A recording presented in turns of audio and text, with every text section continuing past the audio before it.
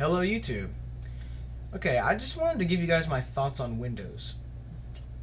Been watching Chris Pirillo's videos and his thoughts I take into good consideration, but I also want to talk about my experience with Windows over the years. And I'd love to hear your guys' stories of your experiences with it too. Definitely leave me a video response or a comment or whatever you want to do. Alright, here's where the story starts. Woo! Okay, way back in the day, when I was little, I used to play, I think it was a computer game called Playroom. It was for Windows 3.1. Wow.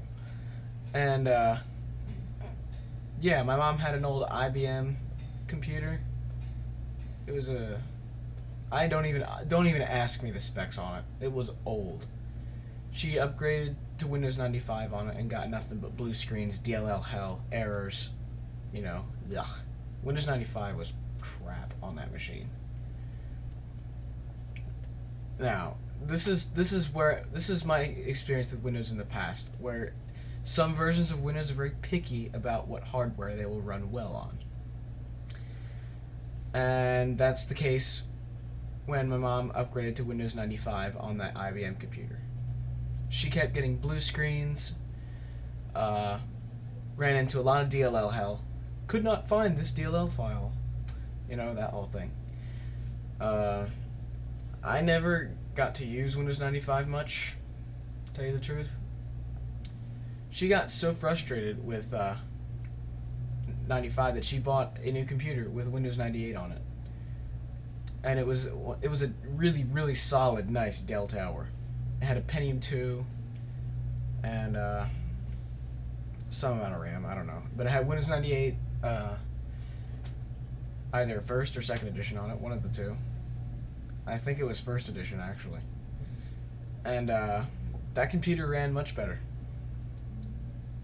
Much better. I played some computer games on it when I was little, but by that time, I'd got my first computer, which was a Mac OS 8.0 tower. So I played all my video games on that, my educational games, because I was a naive child that didn't know there were better games than that. But yeah, that was my next experience, 98 first edition. And then eventually 98 second edition on a laptop that a friend of my mom's lent us to go on vacation or something. Then I was a complete idiot. I had Virtual PC on one of my computers. I decided to install Virtual Machine editions on that laptop. Yeah, that was a big problem. But hey, you learn by experimentation, don't you? Excuse me. Okay, then my next experience was Windows 2000. We upgraded the 98 tower to Windows 2000, and 2000 was solid. It was very nice. I used to download music off the internet with 2000, put it on a zip disk, then bring it over to my Mac, and put it on my iPod or a CD. Wow. Zip disks. I used zip disks to do that. It's just like a much better version of a floppy. Of course, my next experience was Windows Millennium Edition, which was just... oh God, make it stop. It was just Windows ME was a nightmare. It was probably the worst version of Windows I've ever used, because it's the version of Windows that just had the most Windows ME had the tendency to implode on itself a lot. I ran into a lot of DLL hell with it, blue screens. Windows ME was another Windows operating system that's very picky about what hardware will run on well. And that's why I never bought it. I used it on a friend's computer a lot, and you know, it really annoyed me. But 2000 was just like 20 times better. The only good thing about ME is that it could run Windows 98 apps. And 2000 couldn't run certain ones. But, you know. Then, of course, Windows XP. I love XP. I still love XP. It's probably the most reliable version of Windows I've ever used. It's lasted so long without problems. I mean, it had some problems at first with drivers and whatnot, but after Service Pack 0, stellar. Absolutely stellar. It was on my mom's laptop, which I inherited, actually, back in 2005. It was a Dell Inspiron 8200. It had an original Pentium 4 processor, no hyperthreading whatsoever, 256 megabytes of RAM, and an NVIDIA GeForce Go 4. You could run Halo on it, but you'd have to run it in a resolution that wasn't the entire screen, and it was still laggy. It was pretty bad. It could run Steam, and I could run Half-Life 1 and a bunch of other games on it back in the day. But it was a crap top.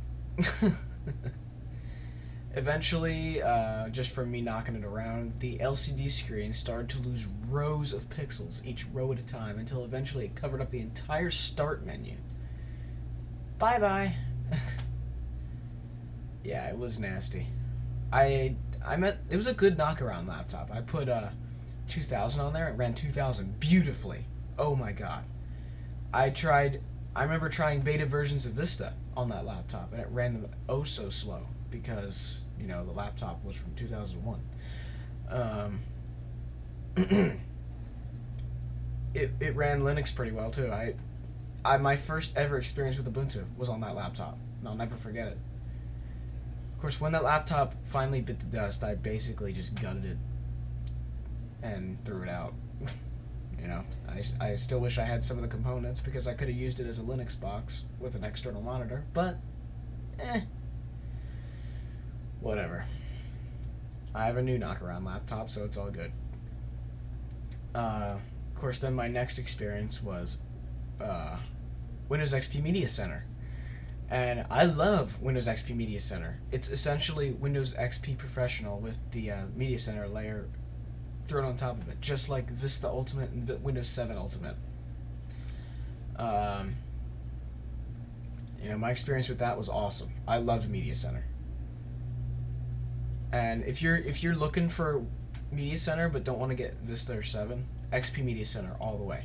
Love it. Absolutely love it. It's just Windows XP Pro with the Media Center apps in it.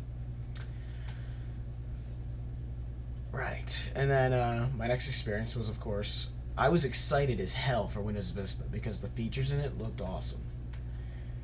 Lo and behold, when I was trying the builds of it, the betas and all that stuff, Beta 1 I tried. I liked it, but it did feel like a beta, so I assumed that was because it was a beta.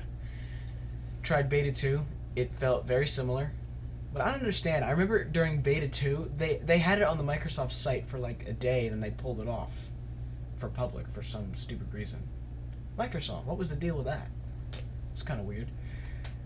And then, eventually, I bought Windows Vista OEMs from Newegg for my computers, and I was a little bit wary because when I installed it, it felt very much like Beta 1, but the hardware support was a little bit better.